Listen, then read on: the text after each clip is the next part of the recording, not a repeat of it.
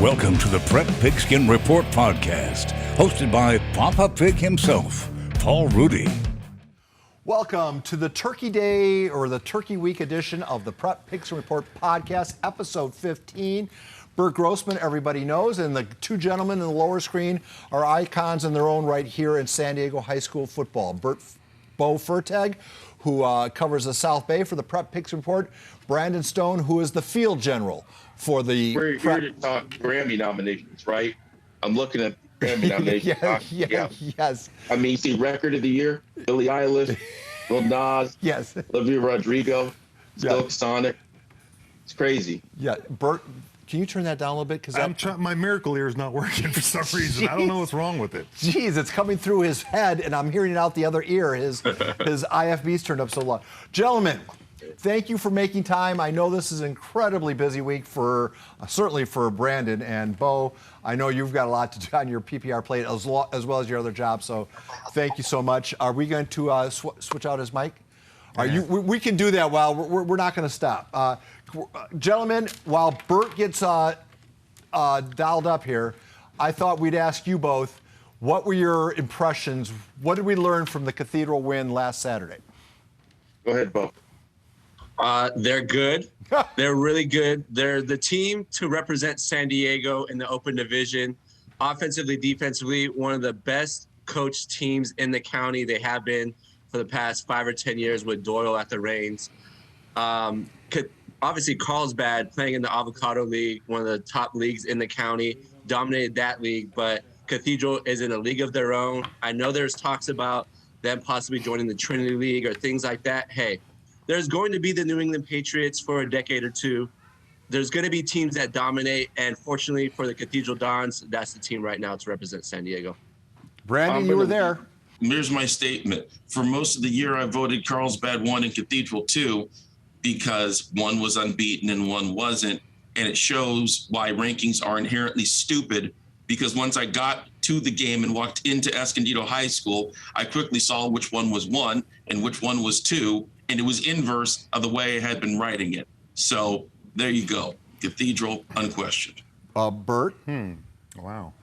I would say the same thing. I don't know if I learned anything. I think we did them enough during the year that you saw them. I think we saw them 4 or 5 times, and you saw how physical they were, how big they were. You might stay with them for a quarter, they'll wear you down. Go ahead. Well, let me just ask you this. We also saw them lose out of town. Not once, but twice, right? Mm-hmm. So, I mean, is the gap between San Diego football and the other places that much? I wouldn't. Wait till the state. I think early in the season, Cathedral's a different team than they were the first game of the season. They're always that way. Helix is kind of the same way. They start to peak as they get towards the playoffs, and they're so much better than they were in the beginning of the year. They just gel that way. I think the thing with Cathedral is, and you saw it with Carlsbad, with their big line and Lucky Sutton, you have to stack the box to beat them. And the second you break through that first level, there's nobody else left. And that's why you see 80-yard runs, 90-yard runs, 70-yard runs, because you might stack the box, but if you don't stop them in the box, it's open season. All right, Brandon, tee up the rant. Is the gap widening between Cathedral and the rest of San Diego? And if so, what do you do about it, if anything? I don't know if the gap is widening, but I know the answer at number 2, which is you do nothing about it. The talk of Cathedral playing in the Trinity League, that's just stupid. San Diego team should play in San Diego. It's the San Diego section. We have barely anything to hold on to from keeping us from becoming the southern section. The number 1 of which is all our teams play here. Why would you not want our kids to at least stay in our section if they won't at least stay in their town and not transfer? Second, private leagues that we're talking about, that's also stupid, because 3, Cathedral can be beaten. They're not the 11-time Open Division champions. In fact, the last time we had an Open Division game, they lost in the semifinals to the team they faced on Saturday. So everyone needs to relax. Everyone knows where Cathedral belongs. It's not a secret. It's not a question. Everybody knows they belong in the league that's used to make guacamole and other green products. Why they are not there, that's a question for the North County Conference. Maybe put them on this podcast and ask them this question, because the rest of it is inane and ridiculous. Strong letter to follow. Angry. Bowe, would you like to briefly follow up? It's so tough because the ebb and flow of high school football, you get a core group of kids that come in for 2 or 3 years and dominate, like Modern Day, for example. But then you get them in a higher division, you play against better programs, and Cathedral is just in a league of its own right now. They know what they're doing out there. Sean Doyle, I would say, has a lot to do with it. He's been there for a very, very long time, and he just knows what he wants out of this program, and he gets it year in and year out. Yeah, he doesn't get a lot of credit, but I mean, it takes a good coach just to stay out of your own way. I mean, yeah, and especially he has so much. I mean, he has no turnover on his staff pretty much ever. He has to be mentioned up there with John Carroll when we get done to talk about great coaches. John Montali on his own is already one of the top 10 coaches in town, and he's not even the head coach. I think that has been said by you. Yeah. You've said that over and over again. Gentlemen, Burt, we'll start with you. Well, let me ask you one more thing going on that. Say you do go to the Avocado League. I mean, who's going to? I mean, at this point, who would stop Cathedral any more than anybody would in the Western League or City or any Well, other at least league? they would be playing bigger kids, and the attrition rate would. They might, maybe the Cathedral's not as good without a couple of those offensive linemen that might twist an ankle or turn an ankle in an Avocado League game, whereas they don't get stressed out playing the schedule that they currently play. But they still played those two big non-conference games, and I mean, they played against the teams that were top teams in LA. They weren't bottom feeders by any means. Yeah. All right, gentlemen, I'll start with you, Burt. When it's all said and done and we're putting the bow on this season, no pun intended, bow, who will be, which San Diego team is most likely to be a state champion? I would say Mater Dei. I think Mater Dei's, I mean, you have to realize they've outscored people close to 50 to, I think they average close to 50. They give up less than 7 a game. There's been 9 out of 10 of their games have been running clocks. In that division, I just don't see anybody even competing with them. Bo, I know you're going to agree with them, so you're going to sit idle. Brandon will have a different answer. In the different answer awards, the number one thing to look at is how does your school size compare to where they put you in the bowl slotting system? If that's the case, yes, respect to Mater Dei. Keep your eyes on Patrick Henry, though. Big school, big roster. Also, the players have size there as well. So if they're getting put in a lower bowl system, they could do some damage. And that's no disrespect. They got to get through University City, though, which is its own problem. Right. Yeah. So you're going out on a limb there. I'll tell you one thing. We're seeing teams that are having generation. I mean, Cathedral seems to have a generational team almost every year, but Mater Dei certainly is putting together a generational team.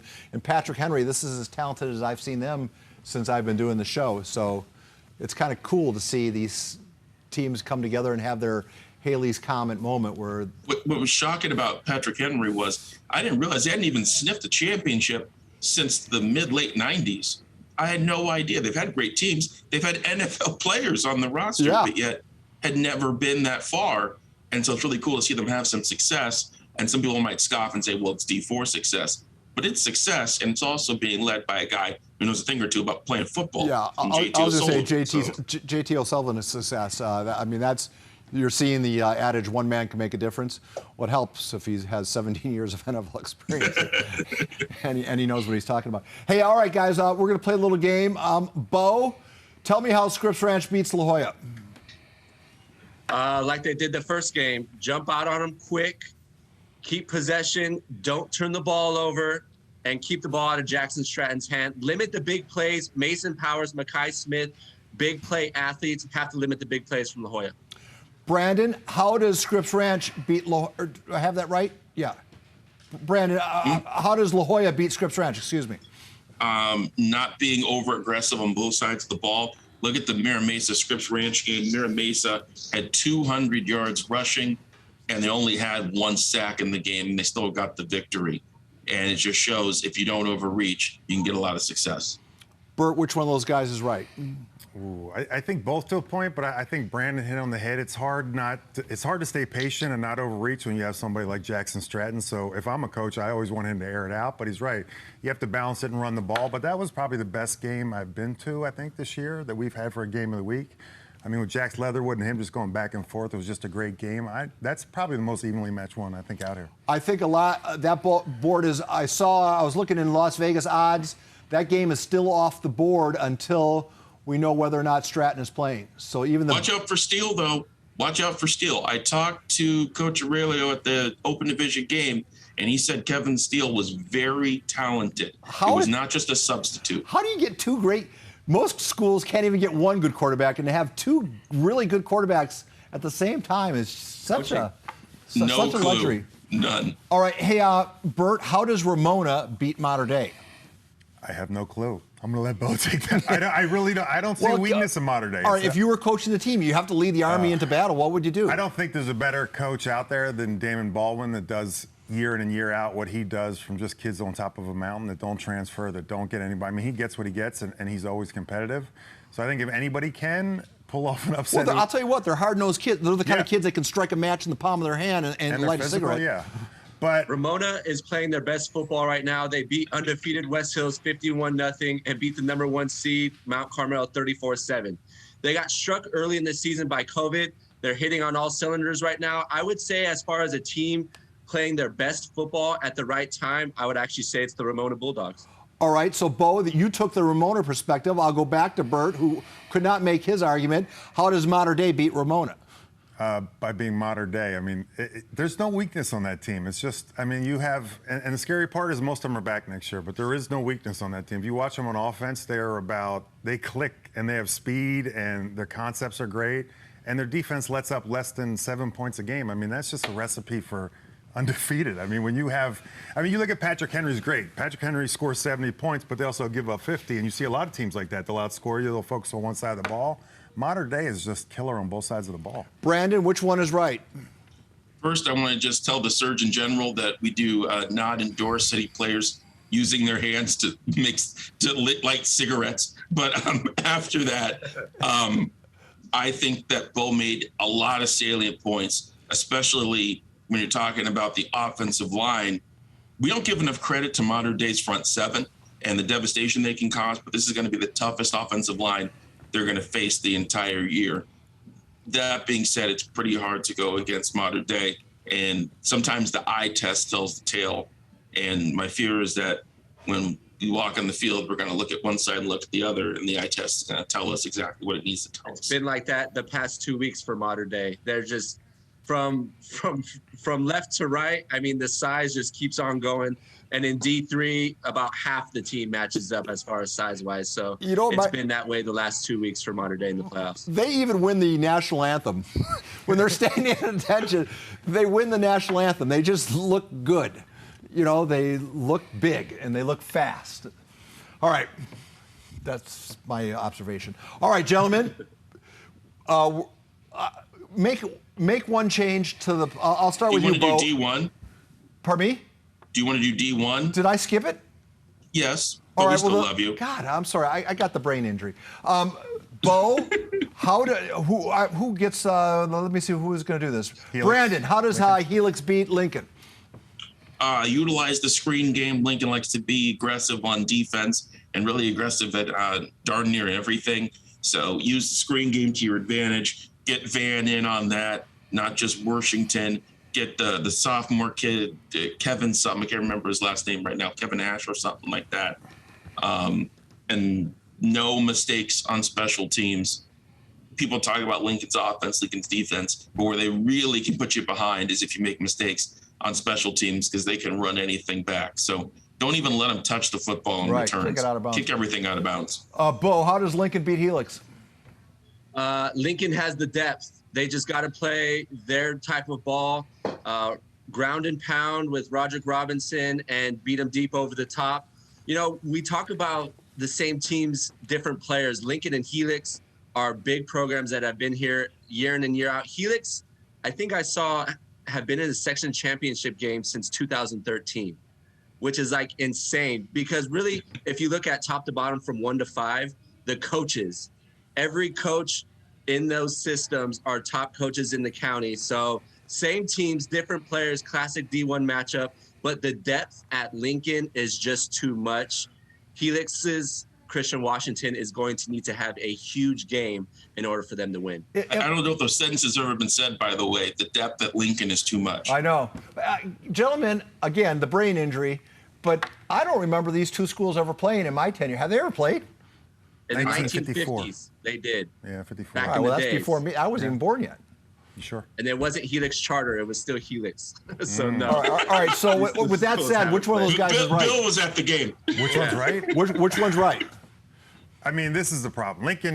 Lincoln's great at all spots, but those guys, they weaponize their defense and their special teams and turn them into offensive weapons. I mean, just from their turnovers, their pick sixes, their returns on special teams, they really turn all three phases into scoring aspects. But I think Lincoln, I think we saw it against Madison. You know, if you try to stack up Robinson, they'll go over the top on you, and they have the ability to do that. I don't know if Helix has that kind of ability, and if they stop Washington, I think they might be in trouble.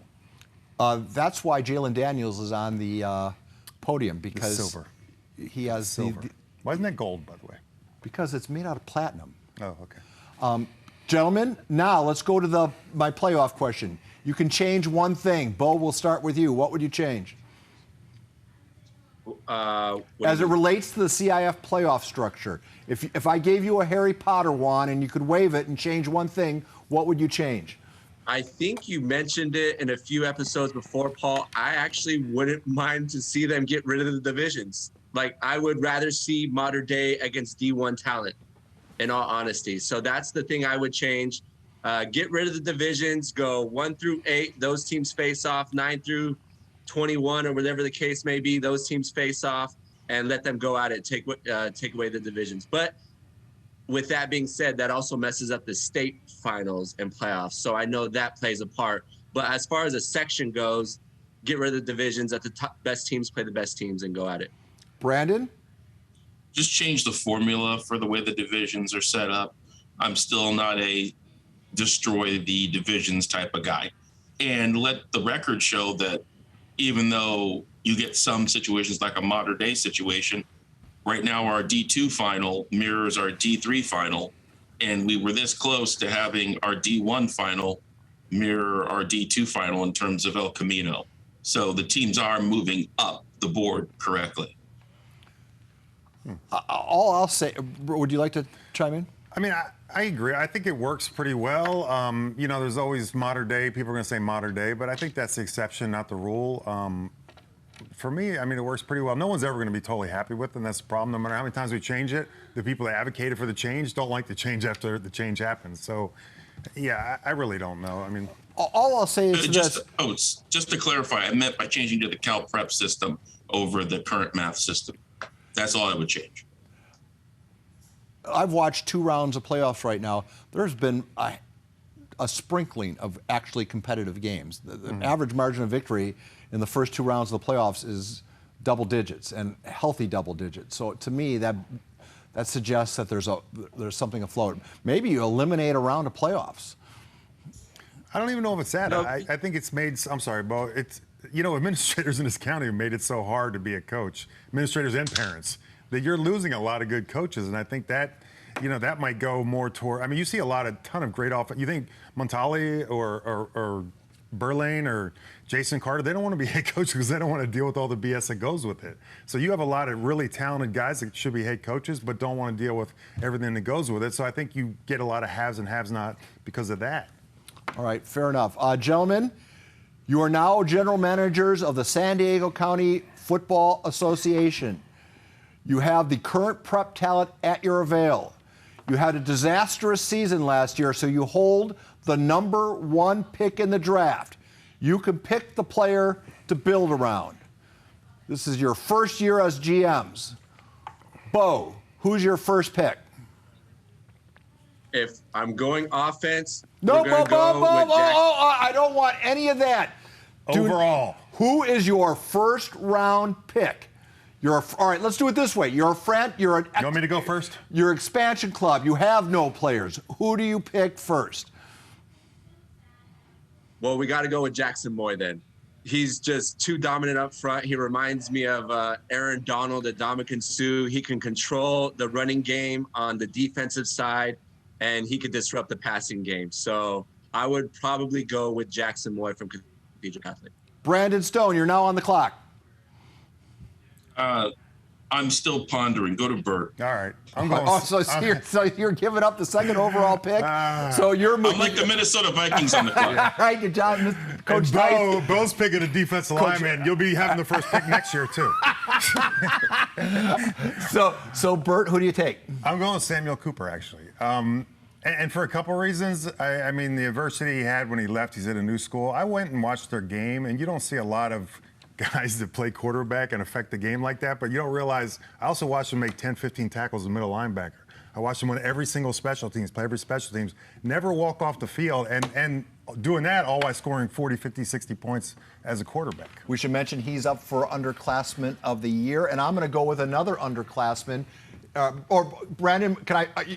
Are you ready? Go ahead. Go ahead. No, you should go first. All right, so I'm taking the Saiyan kid from Carlsbad. This is the second time I've sung his song, but I actually watch him on his huddle tape. And I can understand why everybody in the SEC wants him. He's only a sophomore, and I would have him for 2 more years. So I have him under club control for 2 years, and he can do everything. You can build around him. He can make plays. I think he is the real deal. And if Cooper's off the board, I'm taking Sam. So you take Cooper if he's still on the board? I didn't say that. You said if he's off the board, you take Sam. And Well, Brandon still hasn't picked yet. You're on the clock.